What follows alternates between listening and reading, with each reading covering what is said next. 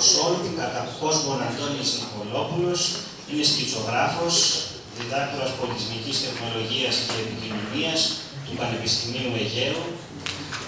Το 2014 εξέδωσε ένα graphic novel με τον τίτλο «Αϊβαλή», εμπνευσμένο από τη ζωή και το έργο μικρασιατών λογοτεχνών, όπως ο Φώτης Κότολου, ο Ηλίας Βενέζης, η Αγάπη Βενέζη Μολυβιάτη και ο Αχμέτ Πιονουνάζ. Και θα μας μιλήσει για αυτό.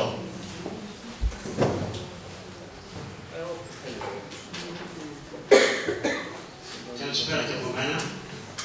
Ευχαριστώ για την πρόσκληση που μου κάνατε και εμένα από τη σχολή σας.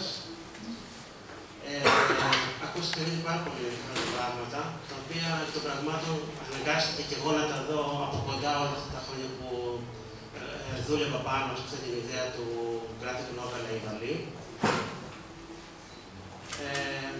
Ας αρχίσω λοιπόν από πράγματα όχι κατευθείαν για το βιβλίο μου, όσο αυτό που ακούστηκαν ήδη. Ακούστηκε και από τους προηγούμενους ομιλητές η αναφορά στις γενναίες των προσφυγογενών. Όντως η πρώτη γενναία, από τις περισσότερες μαρτυρίες που έχω διαβάσει, δεν υπάρχει αυτό το έντονο ύφος της εκδίκησης ή του μίσους.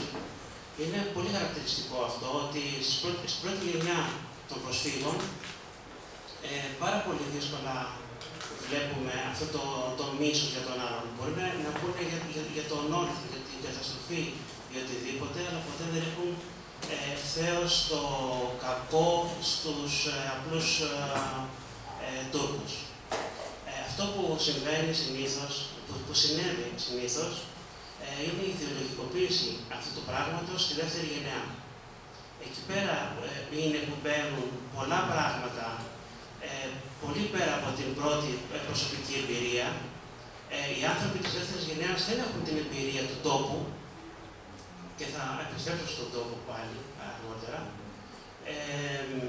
Οπότε αυτό που δημιουργείται στην φαντασία τους από τις αφηγήσεις της πρώτης γενιάς, των γονιών τους ουσιαστικά, είναι ένα φάντασμα, ένα ανεφέρον για το τι περίπου μπορεί να είναι η Μικρά Ασία. Αυτό το πράγμα το οποίο έχει και πάρα πολύ ιδεολογική φόρτιση με το εμείς και με τους άλλους, βοηθάει πάρα πολύ και η εκπαίδευση με την επίσημη αφήγηση από το ελληνικό κράτος, αλλά και από το τουρκικό κράτος, από οποιοδήποτε κράτος, το οποίο διαμορφώνει μια καθαρή αφήγηση για το παρελθόν μας. Πως συνήθως εμείς είμαστε πιο καθαροί σε σχέση με τους άλλους που ήρθαν να μας κάνουν κακό. Αυτή η ιδεολογική χρησιμοποίηση και του μικρασιατικού ζητήματος περνάει και στην τρίτη γενιά, έτσι και στην τέταρτη. Οπότε ακόμα και η προηγούμενη ένταση που ελαφρώς διέκρινα έχει να κάνει λοιπόν πιο πολύ με το πώς εμείς ερμηνεύουμε μια ένα ιστορικό παρελθόν το οποίο το θεωρούμε δικό μας, παρά από το τι συνέβη πραγματικά και πώς είναι. Και από αυτού να πω ότι μιλάμε τώρα για τεράστιες ποσότητες ανθρώπων και ψυχών. Μιλάμε για, αν βάλουμε και τους Τούρκους ανάλογα που άλλαξαν την πατρίδα, μιλάμε για 2 εκατομμύρια ανθρώπους. Είναι αδύνατον να μιλάμε με έναν ομοιόμορφο τρόπο πώς συμπεριφέρθηκαν, ας πούμε, οι Αλβανίτες ή οποιαδήποτε άλλα κομμάτια των Ελλήνων ένθεν κήθεν. Δεν υπήρχε μία συμπεριφορά, υπήρχαν πάρα πολλές συμπεριφορές όπως συμβαίνει και σήμερα. Έτσι. Αυτά ως μια εισαγωγή, αλλά ουσιαστική εισαγωγή για αυτά που συμβαίνουν και με το Αϊβαλή. Το Αϊβαλή, λοιπόν, η δική μου καταγωγή και από 2 παππούδες και από 2 γιαγιάδες είναι μικρασιατική, βρέθηκαν όλοι στην καταστροφή. Παρότι υπήρχε από μια προγιαγιά από κριτική καταγωγή. Ήταν ένα πράγμα το οποίο υπήρχε στο σπίτι, ήταν όμως αυτό που λέμε όσο έχουν καταγωγή μικρασιατική, ευρύτερα μικρασιατική, ενώ και τους πόντους και όλους, πάντα που μιλάει για Μικρασία. Ήταν ότι όχι ρε παππού, άστα τα τώρα, άστα τα γιαγιά, μην το κουράζεις το παιδί κτλ. Ήταν πράγματα πάρα πολύ δύσκολα, γιατί και εγώ είχα τη γιαγιά μου που μου έδειχνε κόμματα αμερικάνικων εφημερίδων για κάτι όπως είχε σωθεί κτλ. Όλα αυτά τα πράγματα είναι αποθυμένο. Ήταν κάτι το οποίο αποθήτω από εμένα και από όλους τους φαντάζομαι της γενιάς μου. Αυτό συνέβη μετά τα 40, κάπου το είχα διαβάσει κιόλας, ότι μετά τα 40 αρχίζει και υπάρχει ανάγκη για την επιστροφή σε αυτά τα πράγματα. Η επιστροφή λοιπόν συνέβη το σπάσιμο του προσωπικού μου μύθου για το τι είναι οι άλλοι, σε ένα οικογενειακό ταξίδι που έκανα με τη γυναίκα και το παιδί μου, με μια αφορμή πριν 6-7 χρόνια. Εγώ είχα στο μυαλό μου την άποψη ότι ο Τούρκος είναι ένας καραφλός τύπος με κάτι τεράστια μουστάκι και κρατάει μια χατζά στο χέρι. Δεν ειρωνεύομαι ούτε υπερβάλλω. Ήταν μάλλον η εικόνα που είχα από το Χρυσός Ξανασταυρώνεται από εκείνο τον τύπο το Νευνούχο τι ήταν. Όταν περάσαμε από την Κο στο Μπόντρουμ, στο καραβάκι αυτό, ο πρώτος Τούρκος που αντίκρισε ήταν ακριβώς αυτός. Ήταν ένας καραφλός με ένα τεράστιο μουστάκι που πέραγε το αυτοκίνητο μέσα. Και είχα την ευθύνη, ας το πούμε, του ταξιδιού που έπρεπε για τις επόμενες 15 μέρες περίπου να αντιμετωπίσω αυτό το πράγμα. Βέβαια, όλα αυτά ήταν μια πρώτη προσωπική σύγκρουση με το μύθο που χτίζουν για τους άλλους.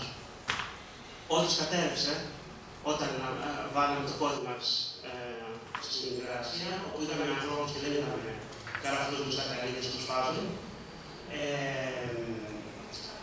Αυτό που αφορά όμως το βιβλίο είναι μερικά χρόνια αργότερα, γύρω στο 1,5 χρόνο αργότερα, όταν πέρασα σε ένα μονίμενο ταξίδι από τη Μυτιλήνη στο Αϊβαλία απέναντι, το οποίο περιγράφηκε στο βιβλίο. Ήταν συγκλονιστική εμπειρία γιατί είχα μαζί μου το Αϊβαλί πατρίδα του Φώτη Κόντογλου και ήταν συγκλονιστική εμπειρία να μένει στα σπίτια όπως έρχονται και σήμερα, όπως τα είχαν ο Βενέζος και ο Κόντογλου. Και ήταν συγκλονιστική εμπειρία γιατί διάβαζα στον Κόντογλου ότι εδώ έγινε αυτό, σε αυτόν τον δρόμο, εκείνο και το άλλο, και αυτά τα πράγματα τα ζούσα σε έναν χώρο χρόνο. Σε ένα βίωμα και προσωπικό, αλλά ταυτόχρονα άκουγες ποδοπολικά, άκουγες φωνές, άκουγες ταυτόχρονα τουρίστες, άκουγες Τούρκους να μιλάνε ελληνικά. Ήταν μια πολύ έντονη εμπειρία. Το οποίο αυτό το πράγμα με στήχησε για το επόμενο διάστημα, τα επόμενα χρόνια και προέκυψε αυτό το βιβλίο. Οπότε στο βιβλίο έχουμε την εμπειρία αυτή, συγκεκριμένη, η οποία περιγράφεται από τα 6 κεφάλαια του βιβλίου στο πρώτο και στο τελευταίο, που αναγκαστικά είναι αυτοαναφορικό, και το άλλο στοιχείο, το flashback, το οποίο σε ενδιαφέρει πιο πολύ σήμερα την περίοδο, είναι το flashback μέσα από λογοτεχνικές εισαγωγικά μαρτυρίες ανθρώπων για αυτή τη στιγμή. Χρησιμοποιείται λοιπόν σε αυτές τα κεφάλαια την ενδιάμεσα. Έχω επιλεγεί 4 κείμενα λογοτεχνών. Κοινό στοιχείο όλων είναι ότι είναι αϊβαλιώτες. Μία παρένθεση μικρή. Η δικιά μου καταγωγή μάλλον θεωρείται ιωνική, δηλαδή πιο πολύ γύρω από τη Σμύρνη. Τσεσμέ, Βαϊλή και μέσα από τη Σμύρνη. Η Σμύρνη σήμερα, όπως λέω συνήθως, είναι 2 φορές κατεστραμμένη. Είναι τη μια φορά από τη φωτιά, τη δεύτερη το τσιμέντο. Όπως η Αθήνα, το Κάιρο, οι άλλες ευρωπαϊκές πόλεις της Ανατολικής Μεσογείου. Η Σμύρνη δεν σημαίνει τίποτα σήμερα όπως πάει. Είναι μια Θεσσαλονίκη, ας το πούμε, με μια προβλήτα, με μια προκυμαία που δεν έχει να θυμίσει τίποτα τη γιαγιά μου που έπεσε σε ηλικία 22 χρονών από την γη και βγήκε προσπαθώντας να αποφύγει αυτό το πράγμα που βίωνε 2-3 μίλια ανάμεσα σε πτώματα και την περισυνέλευση τελικά είναι αμερικάνικο καράβι. Η Σμύρνη λοιπόν δεν έχει τίποτα κοινό. Η χρονοκάψουλα που λέγεται Αϊβαλή είναι το συγκλονιστικό σημείο, ο τόπος που γίνεται και αφορμή για το βιβλίο αλλά και για την επιστροφή γενικότερα στην Μικρά Ασία. Είναι τα σπίτια όπως το άφησαν εκεί οι άνθρωποι, είναι σπίτια τα οποία τα βρήκαν εκεί οι μουσουλμάνοι, κυρίως τοποποιητικοί, που επέστρεψαν με συγκλονιστικές εμπειρίες από το τι βίωσαν και αυτοί. Οπότε λοιπόν, να επιστρέψω στο βιβλίο, τα 4 διάμεσα κεφάλαια είναι μια επιλογή 4 αϊβαλιωτών, οι 3 είναι Έλληνες. Υπάρχει και μια έμεση αφήγηση σε αυτά τα κείμενα. Είναι το πρώτο βιβλίο, το πρώτο κεφάλαιο αναφέρεται στο Αϊβαλί πριν την καταστροφή, μέσα από την αφήγηση του Φώτη Κόντογλου. Το δεύτερο είναι του Ηλία Βενέζη από το νούμερο 31328, το οποίο είναι ένα απόσπασμα από τη στιγμή που παίρνει το τουρκικό ειδικό στρατός συντεταγμένα μέσα στην πόλη και οι Έλληνες βγαίνουν να τους περιπατήσουν, που προφανώς με τους προύχοντες και τους παπάδες του Ευαγγελίου. Είναι η σύλληψη του Ηλία Βενέζη και η φυλάκισή του προσωρινά πλήθηκε στα Μελέτα Μπουρούμ σε ένα υπόγειο στο Αϊβαλί. Αυτό είναι το απόσπασμα που χρησιμοποιώ. Το τρίτο κεφάλαιο είναι της αδελφής του Αγάπης Βενέζη Μολυβιάτη, η οποία την ίδια στιγμή που συλλαμβάνεται ο Ηλίας Βενέζης, αυτή πετάγεται στον δρόμο και προσπαθεί να τον σώσει με ένα παράλογο παιδιάστικο τρόπο από υπερβολική προφανώς φόρτιση και αγάπη την ανεφόρτιση. Είναι δύο παράλληλες ιστορίες αυτές. Και το τελευταίο που δίνει την αφορμή για όσο έχουμε διαβάσει στο βιβλίο για μια μουσική αναφορά για τη φούγκα.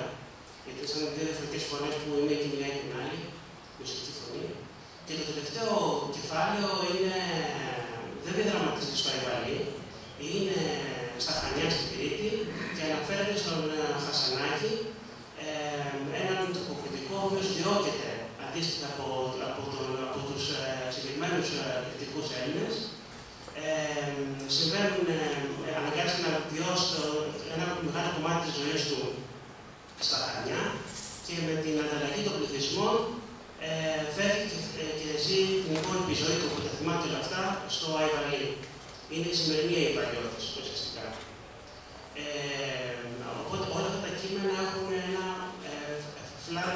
λειτουργούν ως flashbacks στην ιστορία.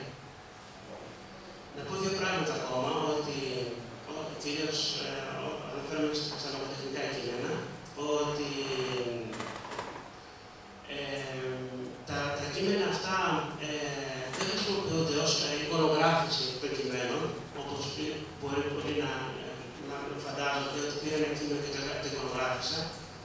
Είναι αρκετά μεταμοντέρνα γραφή για όλη τη σύγκριση του βιβλίου, με την έννοια την εξής, ότι τα κείμενα λειτουργούν ως παρήσιστα, δηλαδή υπάρχει μια αφήγηση του βιβλίου και με το παρόν και με το παρελθόν.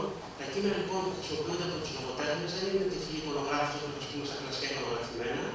Είναι μια επιλεκτική χρήση τους, η οποία δεν προσπαθώ να μην προδώσει την ιδεολογία των συγγραφέων, και γι' αυτό σε πολλά πράγματα εδώ μπορεί να διαφωνώ, τα εργάσω μέσα στα κείμενα που εικονογραφώ, αλλά είναι μια καινούργια αφήγηση, όπου πολλές φορές ο Αχμέτ Γερουλμάς απαντάει στον Βενέζη ή στον Κότογλου. Και θα σας πω ένα παράδειγμα για να καταλάβετε τι εννοώ.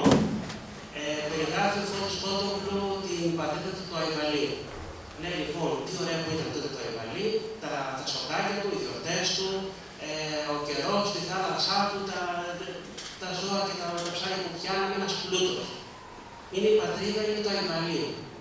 Ο Αχμέτ Γερουλμάς, τοποκριτικής καταγωγής, όταν μιλάει για τα ίδια στενά του Αϊβαλίου, λέει αυτά τα στενάκια που φορμάνε μούχλα, που έχουν υγρασία, που κάνουν, που δείχνουν. Μιλάνε για τον ίδιο ακριβώς τόπο, έτσι, που τον ζήσαμε με διαφορά 2-3 χρόνια. Όταν μιλάει όμως ο Αχμέτ Γερουλμάς για την δική του πατρίδα στα Χανιά, μιλάει ότι ήταν ένας τόπος μυθικός που είχε πει θάλασσα, ήταν αυτό, μυρίζανε οι γλάστρες κτλ. Οπότε βλέπουμε ότι αυτό που ταυτίζεται στις δύο αφηγήσεις, και με αυτή την έννοια γίνεται το διάλογο των δραστηριοποιημένων και των εικόνων, είναι ακριβώς αυτό, ότι αυτό που είναι το όμορφο δεν είναι το Αϊβαλί αυτούσιο, τα σπίτια του, ίσως, που είναι στον έμορφο τόπος, έτσι τελειώς, ενδεχομένως, είναι η μνήμη της πατρίδας και της ταυτότητας που έχουμε οι άνθρωποι όταν θυμόμαστε αυτό που βαφτίζουμε πατρίδα. Οπότε η ταύτιση για την Αχμέτ Γερουλμάς και για τον Κότογλου ή τον Βενέζη δεν είναι το Αϊβαλί καθεαυτό, όσο η αίσθηση της πατρίδας. Και να πω ένα τελευταίο ότι το graphic novel δεν είναι λογοτεχνία. Είναι ένα καινούριο μέσο, σχετικά καινούριο και πάντα με τη λογοτεχνία, το οποίο συνδυάζεται και η εικόνα. Οπότε στην δημιουργία ενός τέτοιου έργου πρέπει να σεβόμαστε και τους όρους και τους κανόνες ενός μέσου που έχουν κάνει με εικόνα. Και ίσως τα graphic novels, τα comics για ενήλικες που πολύ απαιτωικά, ίσως και ένα μέσο το οποίο έχει πολλές διαδρομές στην εποχή μας, αφού συνδυάζει τόσο τον λόγο που συνεπώς φθήνει στον πολιτισμό μας και την εικόνα που συνεχώς επεκτείνεται. Ευχαριστώ.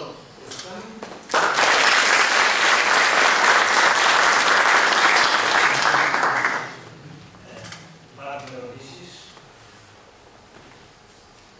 Να κάνουμε δουλειά. Να ρωτήσω πρώτα έχετε εμπειρία από την πρόσληψη του Graphic Novel αυτού του συγκεκριμένου μορφήτου? Είναι συλλογιστική μας την εμπειρία, η οποία είναι μια διαδικασία που με έχει ξεπεράσει κατά πολύ σαν άτομο. Είναι συλλογιστική αποδοχή που έχετε το βιβλίο σε όλες τις γενιές. Από εφήβους μέχρι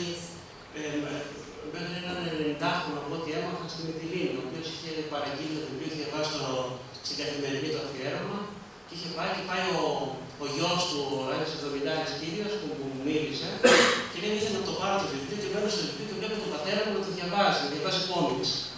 Και ήταν αυτό το πράγμα. Και το άλλο που μου έχουν πει πάρα πολύ είναι ότι το τέλος συνήθως άνθρωποι της τρίτης γενιάς μπαίνει στο σπίτι το βιβλίο και μετά μαλώνει ο παππούδες με τα εγγόνια ποιος θα διαβάσει πρώτος. Εγώ θα κάνω μια ερώτηση σχετικά με το τελευταίο κομμάτι του. Είναι μια γλώσσα και λοιπά.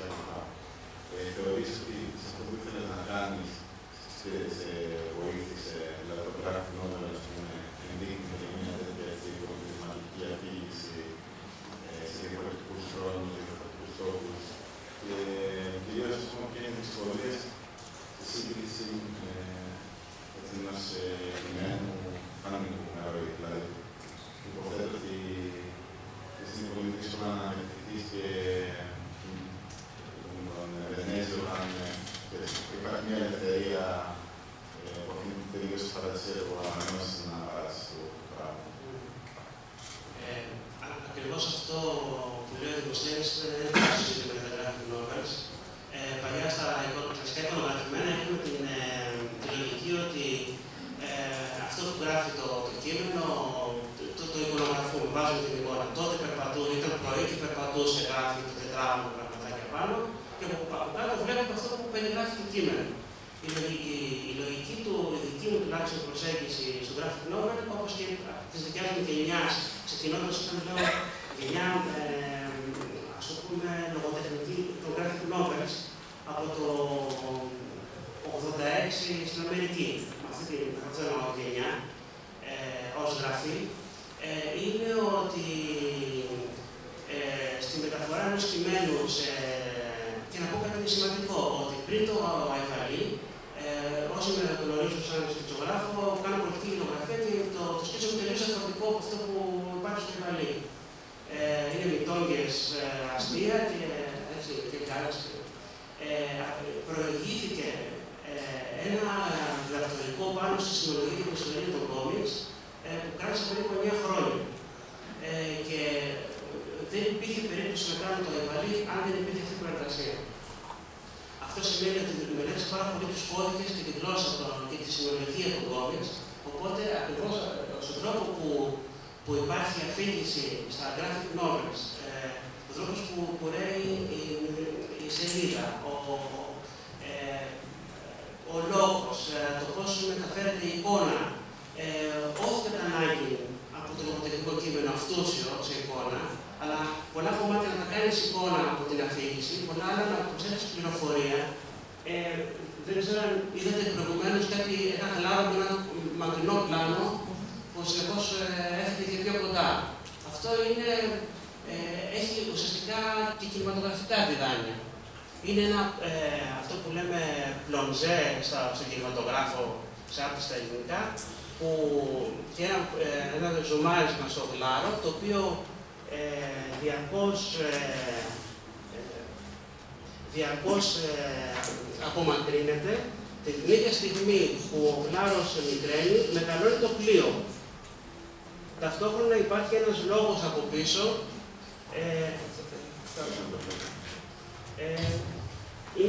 Είναι αυτό εδώ ουσιαστικά. Έτσι. Βλέπουμε ένα κοντινό του γλάρου, με ένα πλονζέ που λέμε το πλάνο όρτο Αϊβαλίου. Σιγά σιγά ο γλάρος μικραίνει. Βλέπετε, μικραίνει Ενώ την ίδια στιγμή το πλοίο διαρκώς μεγαλώνει. Έτσι, από πίσω ο λόγος του Βενέζη, ο λόγος του Βενέζη είναι πάρα πολύ τραγικός. Είναι στη στιγμή που μπαίνει, το αναφέρω στο παράδειγμα ακριβώς αυτό που ρωτάς. Είναι στη στιγμή που μπαίνει ο στρατός. Εάν προσπαθήσουμε να εικονογραφήσουμε το σημείο αυτό του Βενέζη, που είναι ιδιαίτερα τραγικό, με τη λογική των κλασικών εικονογραφημένων, θα έπρεπε ότι πρέπει να το κάνουμε. Με αυτόν τον τρόπο όμως, στο graphic novel, μπορείς και περνάς και άλλη πληροφορία στον αναγνώστη. Ό,τι μπορεί να εικονογραφηθεί από την αφήγηση του Βενέζη εικονογραφείται, ταυτόχρονα από το να έχεις 6 σελίδες κουραστικού κειμένου που πρέπει να δείχνεις τα ίδια και τα ίδια, δείχνεις ένα πανοραμικό της πόλης που αναφέρεσαι, το Ιβαλή, δείχνεις την ένταση του βλέμματος του Γλάρου, το οποίο απομακρύνεται, πλησιάζει το πλοίο που βλέπεις μέσα τους πρόσφυγες που γεμίζουν τα καράβια, και όταν πια εκμεταλλεύεσαι και τη σημειολογία που έλεγα προηγουμένως της ίδιας της γραφής και της ανάγνωσης, σε ένα βιβλίο, όχι μόνο graphic novel, τότε συμβαίνει το εξής. Ενώ έχουμε το κρεσέντο, αυτό που είπαμε, από τον Γλάρο που συνεχώς μικραίνει και το πλοίο μεγαλώνει, εκεί που αναφέρεται για πανικό, εκεί που μιλάει για πανικό ο Βενέζης, υπάρχει αυτό. Αυτό το πράγμα βάζει και το φουγάρο πια που έχει έρθει πολύ κοντά και μεγάλο με την καραμούζα του, έτσι, και τον ίδιο το Γλάρο να δημιουργεί τον πανικό. Και μάλιστα να πω και μια σημειολογική λεπτομέρεια, αυτό που λέγαμε προηγουμένως για την ανάγνωση. Ότι συνήθως το μάτι σε ένα έντυπο πηγαίνει στη δεξιά σελίδα. Το εκμεταλλεύεσαι λοιπόν σημειολογικά και αυτό σε μια αφήγηση graphic novel μαζί με τη λογοτεχνία και με τα κινηματογραφικά τη δάνεια. Δηλαδή, το μάτι θα πάει πρώτα στο Γλάρο που λέει και πανικός και θα επιστρέψει στο φουγάρο. Οπότε σε κλάσματα δευτερολέπτου θα υπάρξει μια διπλή ανάγνωση σε μια σελίδα που έχει πάρα πολύ λίγο λόγο. Όλα αυτά λοιπόν είναι κάτι που ξεπερνάει κατά πολύ. Κατά κάποιο τρόπο τη συμβολοποιείται και πανικός, είναι πιο έντονη η αίσθηση. Ακριβώς. Είναι μια πολυεπίπεδη ανάγνωση που δεν μπορούμε σε λογοτεχνία. Και να πω και μια λεπτομέρεια σε σχέση με αυτό. Ίσως κάποιοι ξέρετε ότι μια περιπέτεια που έχει το βιβλίο σε σχέση με τους απογόνους του